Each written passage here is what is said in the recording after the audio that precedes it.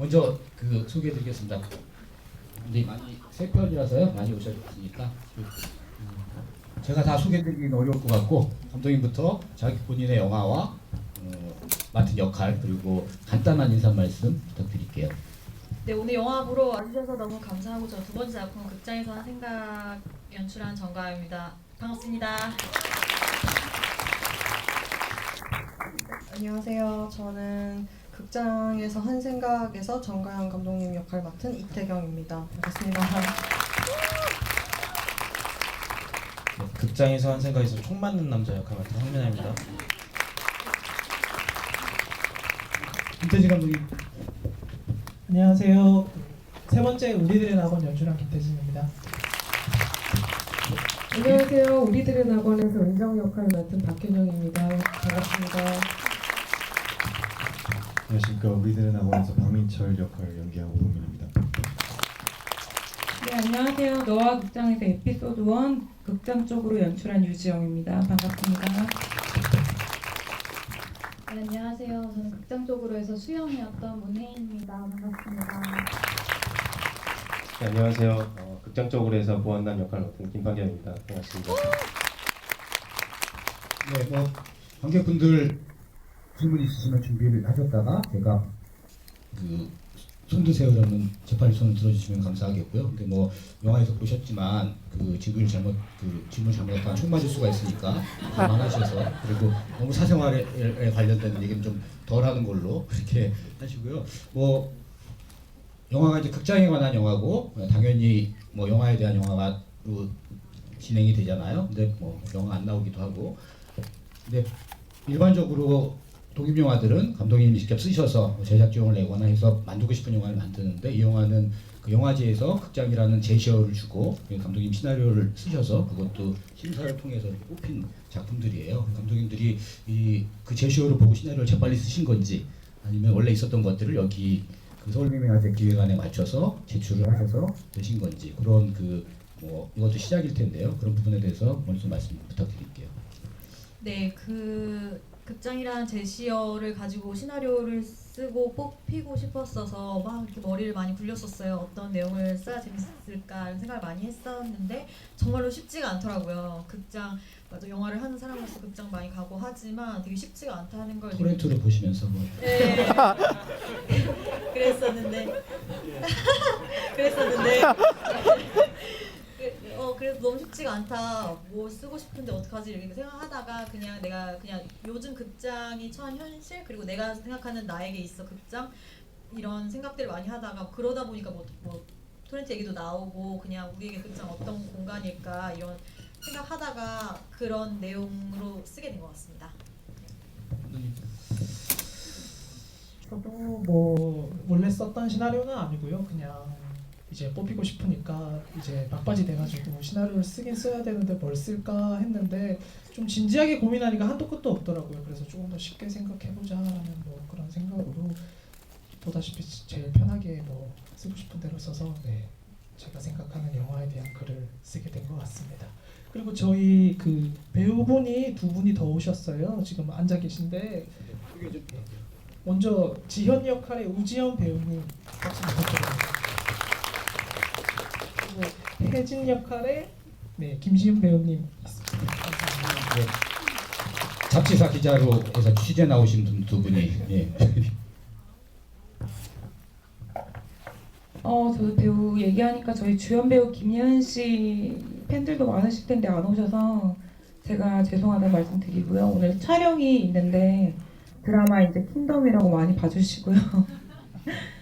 저는 사실은 장편 수성못이라는 영화 찍고 나서 그 영화 관련해서 이제 이것저것 개봉이라든지 알아보던 중에 사실 다음 영화를 찍을 생각이 없었거든요. 근데 극장이라는 주제를 보고 사실 창작하는 분들이라면 아무 생각이 없을 수가 없을 것 같아요. 극장이라는 제시어가 주는 느낌 그런 것들 때문에 이 시나리오가 나오면 내고 안 나오면 그냥 안 내자 이런 편한 마음으로 있다가 하루 만에 그냥 쑥 썼던 건데 그냥 그때 모티브로 됐던 게 분명히 이거 시나리오를 내면 극장에서 이제 알콩달콩한 로맨스라던가 뭔가 기다리는 연인이라던가 이런 낭만적인 게 많이 나올 것 같아서 그거를 이제 한번 깨보는 극장이 악몽이 되는 그런 좀 비트는 내용으로 한번 가보자. 그거를 이제 좀 목적으로 시나리오를 썼던 것 같습니다. 네.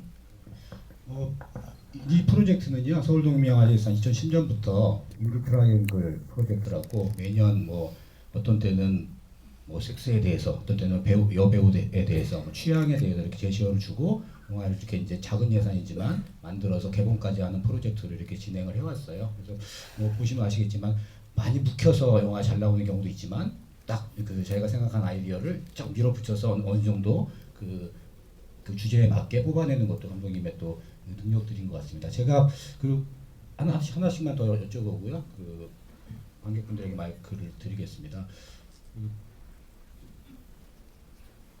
까먹었네.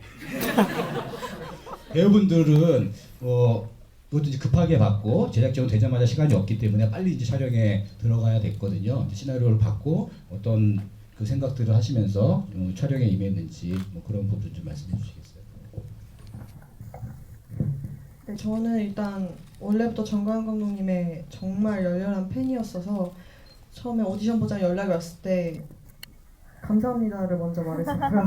어떻게 하면 정가연 감독님 마음에 들어서 이 작품 같이 할 수 있을까를 좀 많이 염두에 두면서 좀 오디션을 많이 열심히 준비를 했었던 것 같아요. 그래서 현장에서 감독님의 디렉팅을 꼭 받아보고 싶었어서 정말 너무 재밌는 현장이었고 일단 감독님께서 연기를 너무 잘하셔서 좀 저도 모르게 조금 많이 긴장을 했었던 것 같아요. 그래서 감독님하고 비슷하게 해야겠다는 좀 압박감이 있었어서 저희 먼저 본 촬영 전에 테스트 촬영을 했었는데 그때 이제 조금 좀 오버해서 한 거예요. 그래서 많이 받은 피드백이 따라하려고 하지 말고 그냥 너 식대로 하는 게 좋겠다. 그래서 내가 역시 정관 감독님은 아무나 따라할 수 없는 그 연기의 결이 있구나. 그래서 그걸 깨닫고 그냥 제가 정관 감독이 좋아하는 마음으로 그래서 좀 본연의 저의 연기에 충실하려고 많이 좀 노력했던 것 같습니다. 저는 시나리오를 주셨는데 그게 너무 웃기더라고요. 그리고 제가 맡은 역할이 웃기더라고요. 제가 총 맞는 게 너무 이걸 한다는 생각이 너무 재밌어가지고 그런 부분에서 하고 싶다는 생각을 했었고 무엇보다 사실 정가연 감독님의 현장이 되게 궁금해서 그런 부분에서 궁금했었고 할 때 도움 많이 받았던 것 같습니다.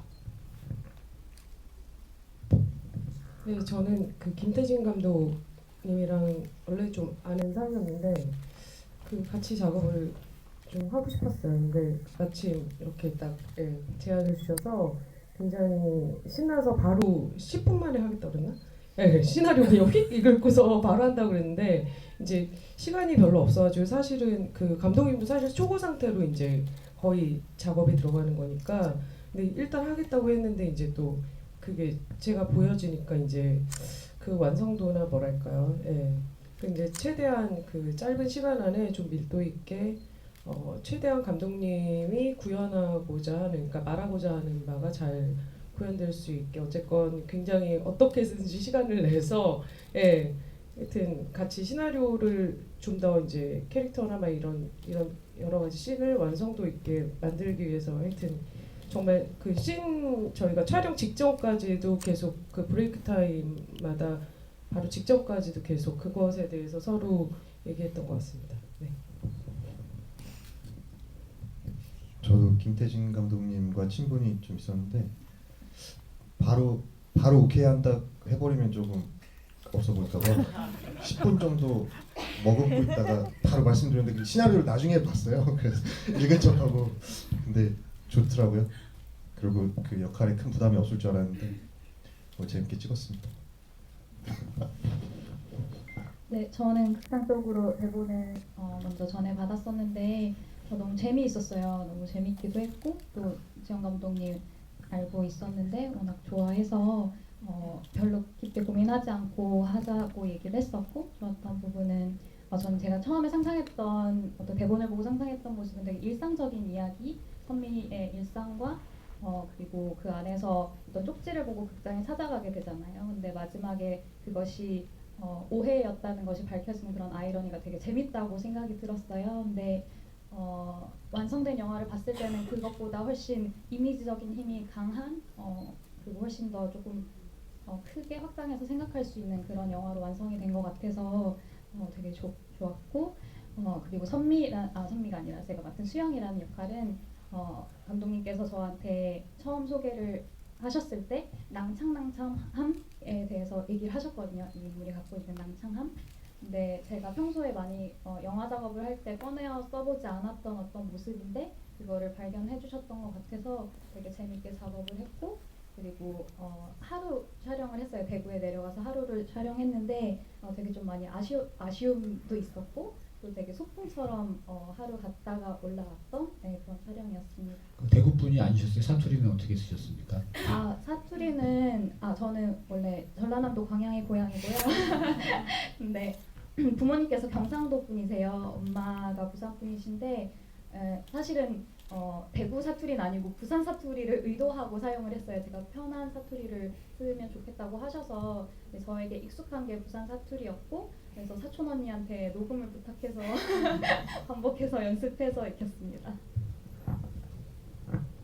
저는 가까이라는 영화를 그 영화가 이제 대구 영화제에서 상영이 돼서 그때 처음 감독님 만나 뵙게 되었었는데 그때 마침 이제 이 영화 제작을 하신다고 하셔서 그때 이제 같이 작업을 하기로 했었고 그때가 여름 가을이었고 지금 이제 겨울에 상영을 하니까 저한테는 큰 행운인 것 같고 주변에서 감독님을 보시고 말하기에는 되게 엉뚱하고 그런 면들이 많다고 들었었는데 제가 겪어보니까 되게 우울한 게 아니라 되게 굉장히 깊고 어떤 슬픔을 많이 가지신 부분이 분명하게 있는 것 같아서 또 저는 여기 하면서 그 부분에 많이 좀 집중을 하려고 노력을 했습니다. 제가 감독님께 생각이 나는데요. 유지영 감독님께 먼저 질문을 드리면은 그 대부분의 제가 많이 봤던 독립영화 단편 영화들은 카메라가 인물을 따라가는 그런 이제 구성들이 많은데 이 영화는 그 카메라가 인물을 끌어당기는 듯한 느낌을 받았어요. 그 카메라가 공간을 찍고 있으면은 인물이 그 안으로 들어오는 식으로 계속 구성이 돼 있어서 그런 설정들이 재밌었는데 그런 설계를 하신 배경이라든가 그런 부분에서 얼마큼 노력을 하셨는지 그 부분에 대해서 말씀 부탁드릴게요. 약간 거리를 둔다는 말씀인 것 같은데 그거는 약간 제 취향의 문제인 것 같아요. 그러니까 전작 이제 서독제에서 상영했던 영화들이 고백이 있었고 또 어느 날 갑자기가 있었고 제가 이제 상영은 이번에 떨어졌던 영화인데 수성못이라고 그 영화까지도 다 이제 제가 좋아하는 게 이제 인물들한테 몰입하기보다 거리 두고 좀 객관화해서 그들의 상황을 보는 걸 즐기는 것 같아요. 취향이. 그래서 이번 영화도 마찬가지 그 맥락 속에 있었고요.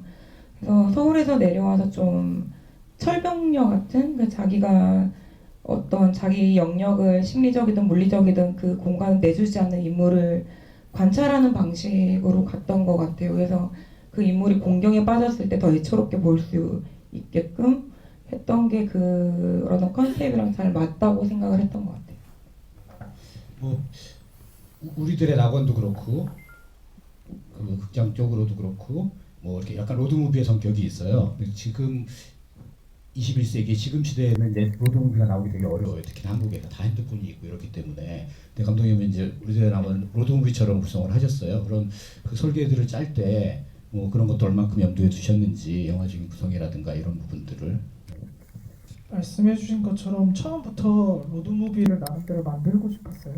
제가 생각할 때는 극장이라는 게 저도 유지영 감독님과 비슷하게 남들은 어떻게 쓸까 그런 걸 생각해봤거든요. 근데 아무래도 대부분은 극장에서 일어나는 어떤 이야기를 쓸 것 같은데 저는 솔직히 극장 안에서 뭔가 특별하고 재밌는 이야기를 쓸 수 없을 것 같았어요.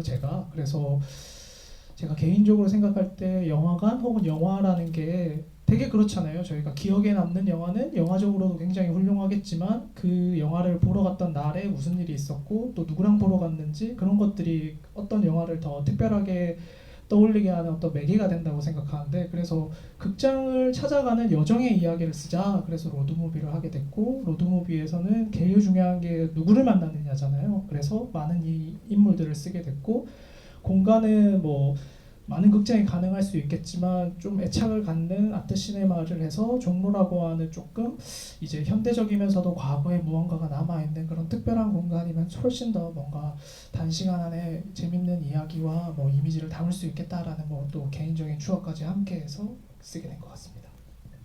이 정가영 감독님 영화는 이제 그 김태진 감독님 생각한 것과 반대로 극장에서 네가 뭘 하겠니?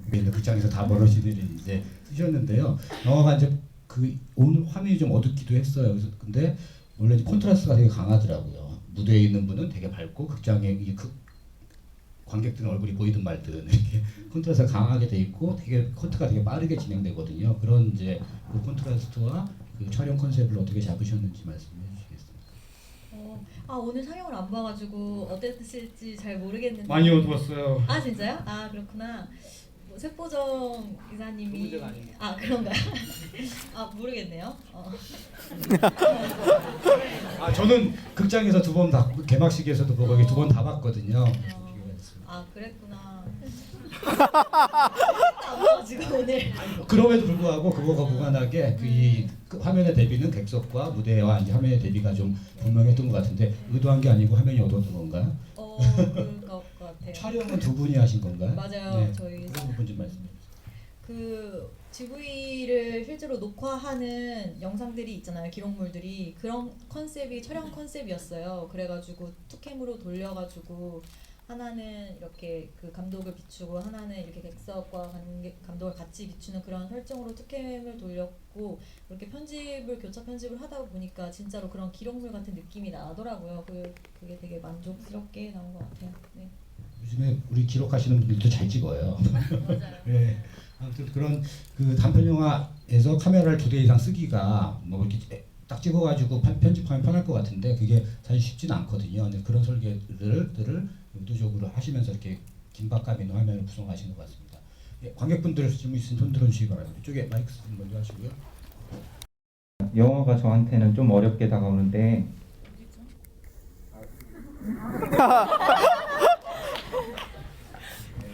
네, 영화가 저한테는 좀 어렵게 다가오는데 그 비행기의 소음이라든지 마지막에 우유를 꺼내 먹는 장면이라든지 그리고 영화에서 자꾸 덥다는 걸 강조하는 기분이 들거든요. 그 여름이란 날씨가 중요했는지 이런 것들이 좀 어떤 장치로 쓰이고 있는지 궁금합니다.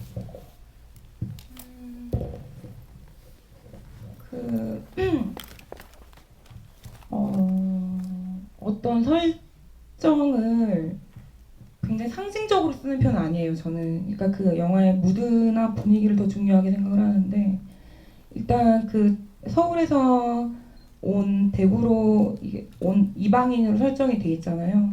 그 주인공 선미한테 가장 낯설게 느껴지는 것들을 생각하다가 그 K2 공군기지 옆에 사는 숙소, 그래서 이제 비행기 소리 끊임없이 들려오고 그것들이 이제 이 주인공한테 적응이 안 되는 것, 이 의미였고요. 그 어떤 상징이 있다기보다 근데 길을 잃었을 때 그 소리가 잠시 반가울 수 있겠다고 생각을 했어요. 왜냐하면 내가 엄청나게 많이 돌았다고 생각하는데 내가 아주 멀리 있진 않구나. 하지만 또 똑같이 그 굴레라고 할까 그걸 벗어나지 못한 데서 얘가 소리를 지른다고 생각을 했고요.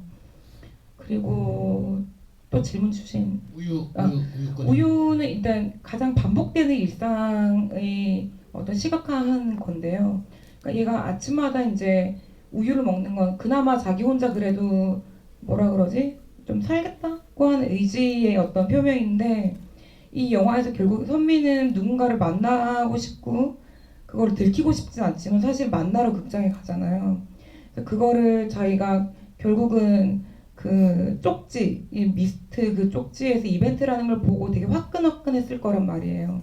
그때 느꼈을 그 어떤 느낌은 내가 사실은 누구를 되게 만나고 싶었구나라는 거를 직면하는 순간이라고 생각을 하는데 그렇게 보면 선미는 그걸 들키고 싶지 않은 이방인으로서의 외로움이 있는 거죠. 근데 마지막 장면에 이제 오프닝이랑 변주되는 게 선미뿐만 아니라 모두가 우리가 자기 공간 속에서 혼자 있으면서 결국은 그렇게 이제 자급자족하는 그런 식으로 생활을 하고 있다. 그러니까 누군가를 만나고 싶지만 섣불리 내가 내 손을 먼저 내밀지는 못하고 그렇다고 해서 누군가를 만나고 싶지 않은 것은 아니라는 거를 보여주고 싶었던 것 같아요. 네. 날씨에 대해서 뭐 날씨는 대구가 진짜 실제로 더워요. 대구에서 찍었고 그 대구의 여름은 그 실제로 그 김현정의 뉴스 쇼를 허락받고 인용을 한 건데 굉장히 덥거든요.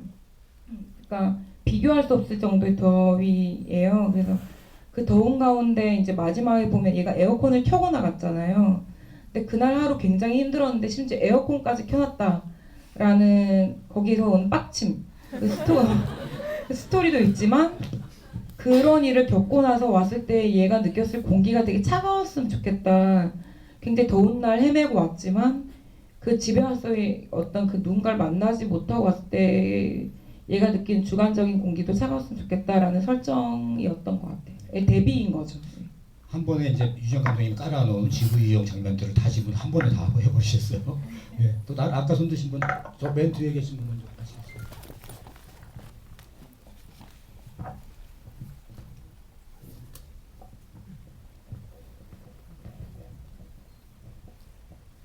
네, 정가영 감독님께 질문 드리고 싶은데요.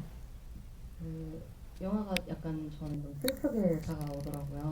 그래서 이제 좀 궁금했던 게 뭐 실화인가? 농담이고요. 영화 속에서 말씀하십시오.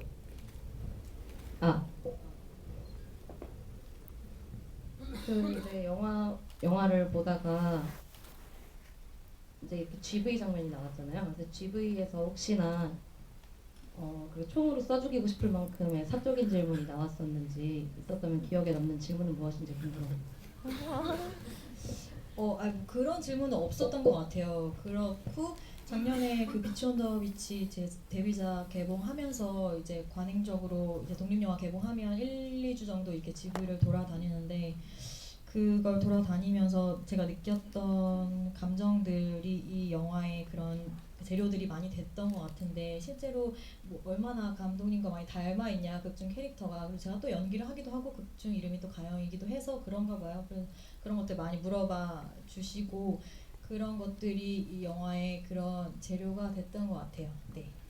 그 앞에 그 영화적인 설정이 나오고 뒤에 나는 그런 영화를 꼭 만들 거야 이렇게 이제 얘기를 하잖아요. 그럼 그 극장 GV 장면이 그 미래의 얘기인 건지 뭐 그 어느 시점 이게 영화로 봐야 되는 건지 미래의 시점에 그 정가영 감독이 쓴 영화인 건지 뭐 이게 좀 궁금했거든요. 감독님은 거기에 얼만큼 염두에 두셨습니까?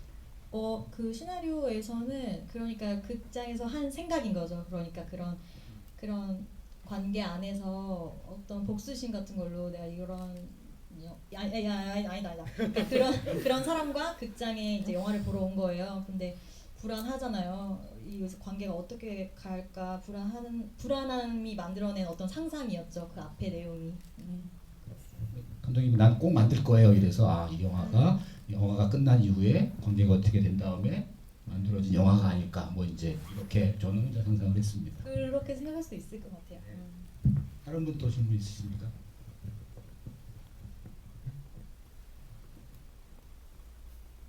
아싸 빨리 끝.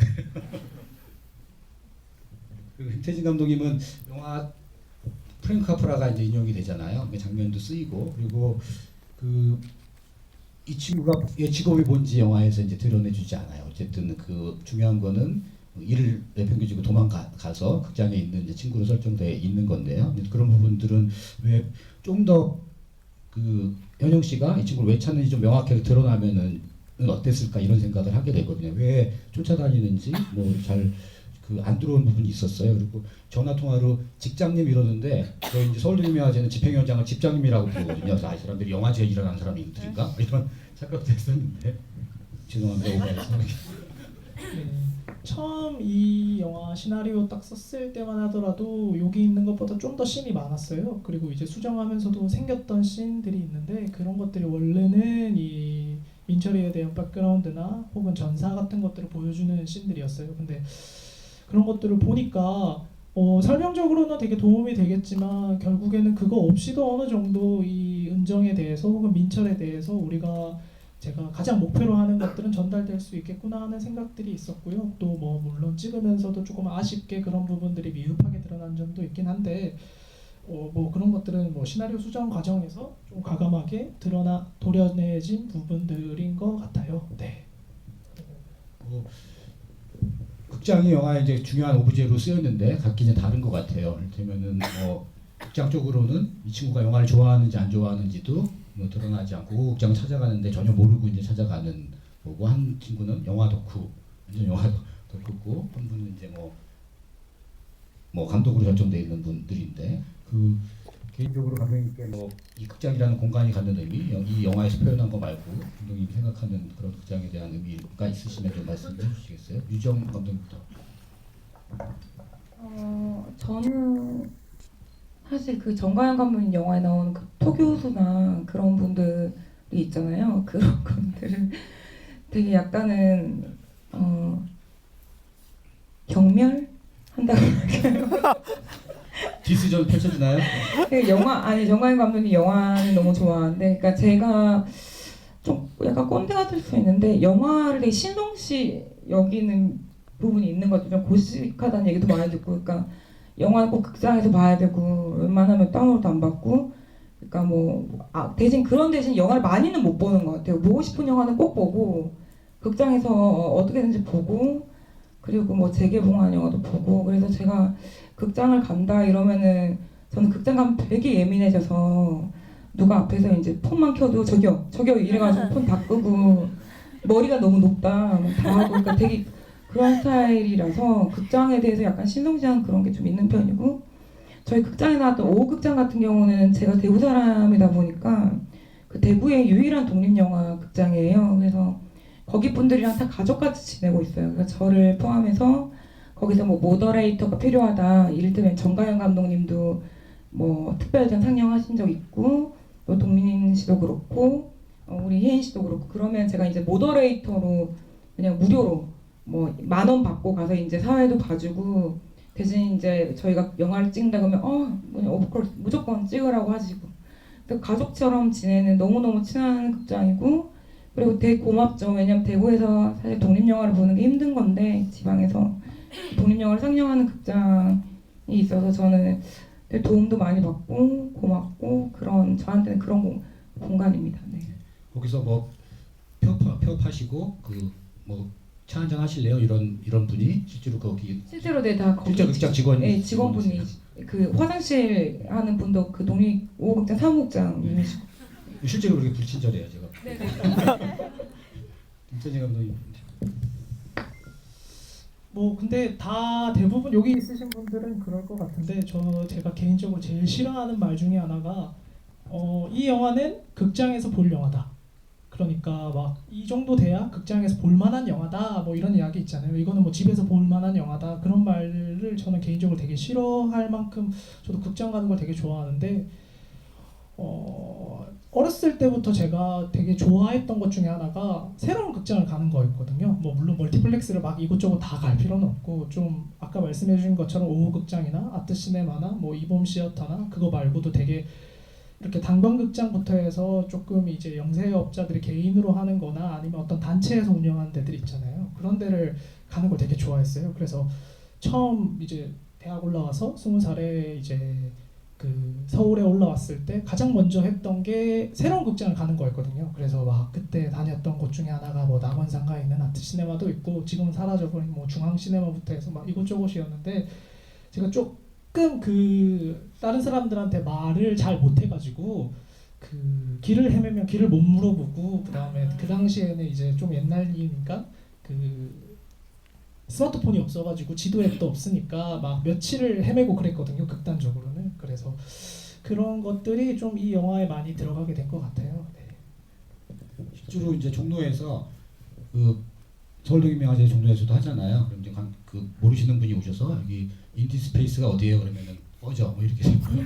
서울극장이 어디예요? 그러면은 들어본 것 같은데 어딜까? 그만큼 이제 오래되고 낯선 공간이 돼가고 있는 거죠. 네, 맞아요. 그 영화에 나온 것처럼 그 이정부로 들어가고 나서부터는 사실 진짜로 서울로 오는 게 조금 일이어가지고, 네, 크게 얘기군요. 그랬었어요. 그래서 저도 극장 가서 영화 보는 거 너무 좋아하는데, 조금 멀어졌어요 많이. 그래서 의정부에 독립예술관 생겼으면 좋겠어요. 그러면 자주 갈 거예요. 감독님 이제 추진해 주시면 김태진 감독님이 탐방하러 가실 거예요. 정수를 또 질문 있으시면 손 들어주세요. 네. 아이고 오늘 한도 끝도 없이 물어봐야 되겠네. 유지영 감독님 영화 저는 또 보면서 그 비행기 소리는 조금 너무 많이 나와가지고 너무 많이 써먹는데 이런 느낌이 들긴 했는데 음악이 좀 인상적이었어요. 음악이 뭐라 그럴까요? 사운드로서의 음악이라 그럴까 어떤 흥분을 시키는 그런 음악이었던 것 같은데 음악을 이제 어떻게 만드셨고 음악 하시는 분하고 어떻게 의사소통을 하셨는지 그런 부분입니다. 음악에 되게 신경을 썼고, 그러니까 저는 보통 음악을 넣는, 그러니까 우리 하면 구다리라 그러죠.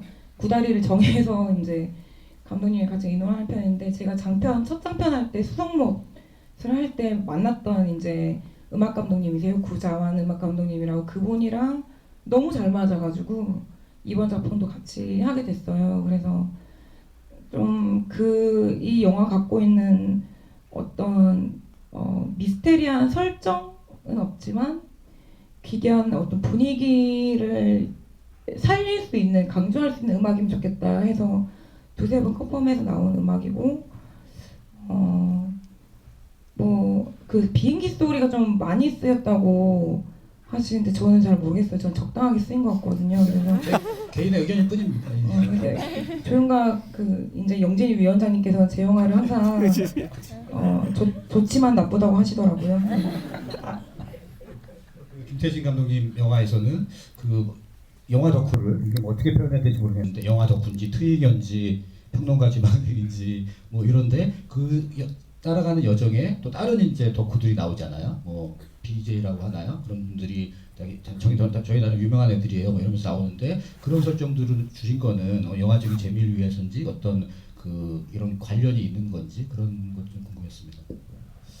거대한 의미 같은 거는 없고요. 그냥 제 개인적인 어떤 생각들이 많이 들어간 건데 특히 예체능 하는 분들, 영화 하는 분들이라면 많이 공감하실 수 있는 게 저희는 사실 영화 보는 게 되게 일이라면 일이고 공부라면 공부잖아요. 근데 이제 집에 있을 때 부모님이나 아니면 다른 주위에 있는 사람들의 입장에서는 쟤는 왜 아직도 놀고 있지? 아니면 공부하고 있는데 이제 그만 진짜 공부를 해야 하지 않겠니? 이런 말씀들을 하시잖아요.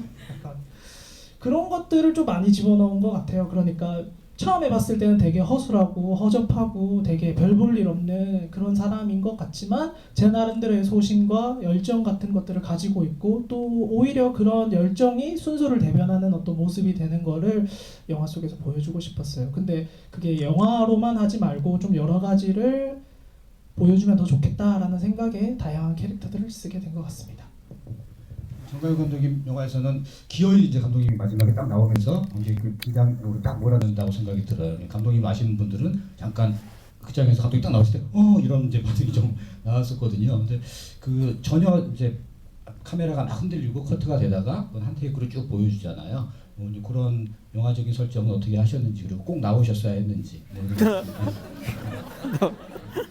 뭔가 이 연출을 겸하는 감독님, 배우를 겸하는 감독님께 묻는 질문이기도 합니다.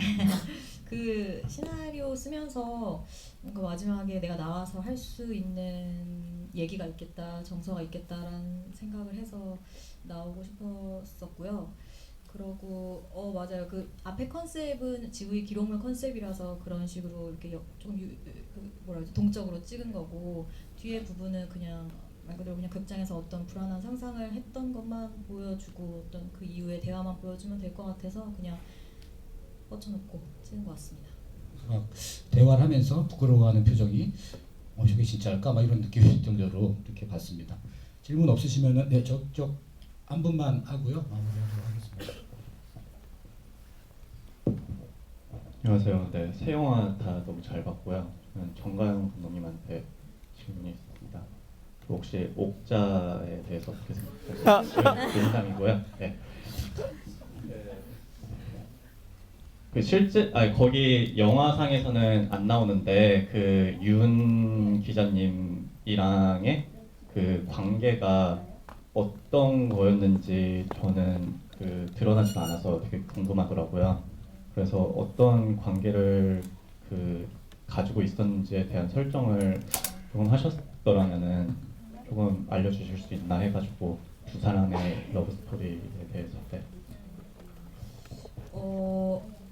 그 유부남이라고 유추할 수 있을 거라고 생각했는데 맞아요. 그 직접적으로 드러나지 않기 때문에 둘은 어떤 사이인 걸까, 왜 저기서 저런 대화를 할까 생각하실 수 있을 것 같아요. 그렇죠. 이게 드러나서 안 되는 어떤 관계인 거죠. 그렇기 때문에 불안하고, 하지만 상대적으로 이 사람은 불안해하지 않고 여기서 오는 뭔가 어떤 답답한 마음들이 그러한 불안한 상상을 만든 것 같습니다. 옥자는 너무너무 재밌었고 너무너무 올해의 영화이고 이건 아마 이제 봉준호 감독님 귀에 들어가라고 이렇게 이제 공개적으로 하시는 게 아닐까. 뭐 그분이라니까 봉준호 감독님 같은데, 영화 속에 그분은 어쨌든 극장을 둘만 보기 위해서 통째로 빌린 분이죠. 그런 설정의 영화에 나오는 거죠.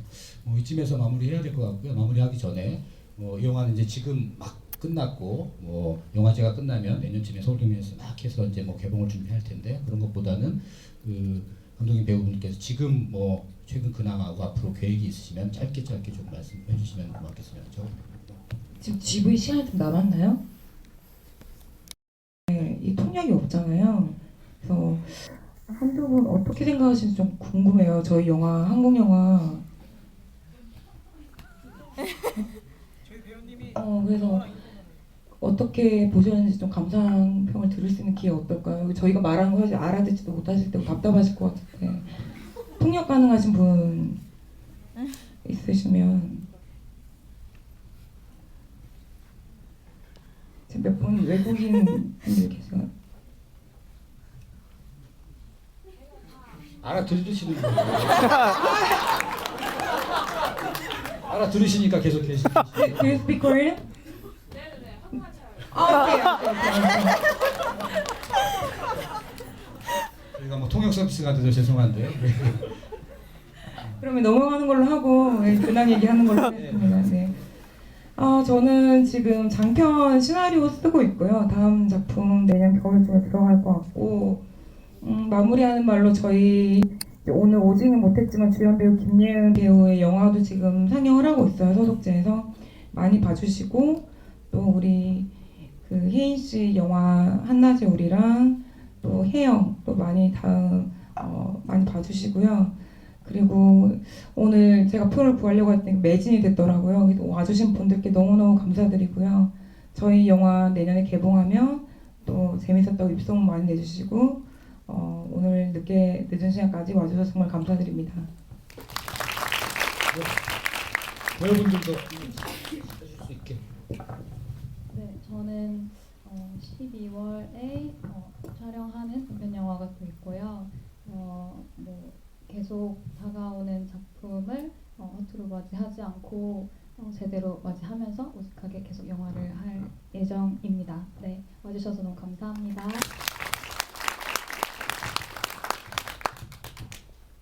네. 저는 특별히 하는 일이 없을 거니까 네, 잘 부탁드리고 열심히 하겠습니다.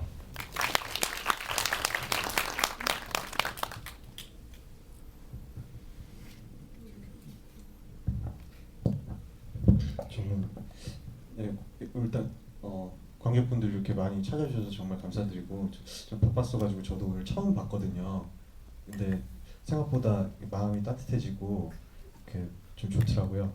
그리고 그때 너무 좋은 이제 동료 배우들과 스태프분들, 물론 김태진 감독님도 엄청 작업을 계속 해보고 싶었던 한 분의 감독님으로서 이렇게 같이 하게 됐다는 것만으로도 되게 좋았는데, 이렇게 저도 오늘 좀 가슴이 뛰더라고요. 허점들도 많이 보이고. 그래서 내년 개봉하면 저도 마찬가지로 좋은 입소문 많이 부탁드리고 싶고요. 그리고 올해 좀 많이 달려가지고 내년에 조금 쉬려고 생각하고 있습니다. 그렇다고 막 너무 안 찾아주시지 마시고 2월까지만 쉬려고 하고 있어요. 네, 감사합니다. 네, 이게 정말 서독제 열기가 너무 느껴지는 오늘 이런 매진. 개봉했을 때 일반 상영관에서도 볼 수 있었어요. 그런 바람이 있고요. 저는 12월에 그냥 이달 중에 이제 장편 출연하는 게 하나 있고요. 그리고 이제 마지막 주 수요일에 그 인디 포럼에서 하는 원래 위에서 제 단편 제가 만든 단편인데 제가 4년 동안 만들었거든요. 그거를 드디어 제가 1년 동안 모든 영화제에서 떨어져서 저 좀 박수 좀 쳐주세요.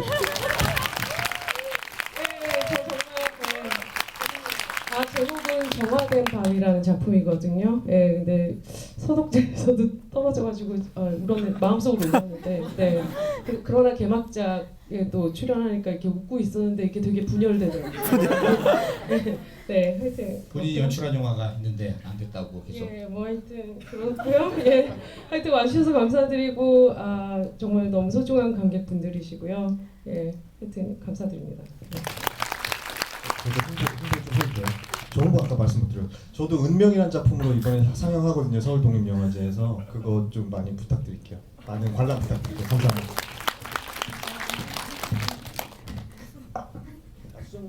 수성모시라는 작품도 내년에 유지영 감독님이랑 같이 찍었었는데 개봉하면은 저도 잠깐 나오거든요. 그것도 같이 극장 쪽으로 너와 극장에서 함께 같이 내년에 많은 사랑 받았으면 정말 소원이 없겠습니다. 수성모 배급자 찾고 있습니다. 무리를 일으키지 마시고. 네, 저도 지금 시나리오 쓰고 있고요. 일단은 장편, 단편 둘 다 쓰고 있어서 어떤 걸 찍을지 모르겠지만 그냥 일단은 내년에 좀 더 열심히 살아보려고 애쓰고 있습니다. 그리고 제가 두고두고 한번 얘기 드리고 싶었는데 까먹어가지고 저희 이 프로젝트 3편 다 총괄로 프로듀싱 해주신 재종주 PD님이 매번 이렇게 같이 와주시거든요. 근데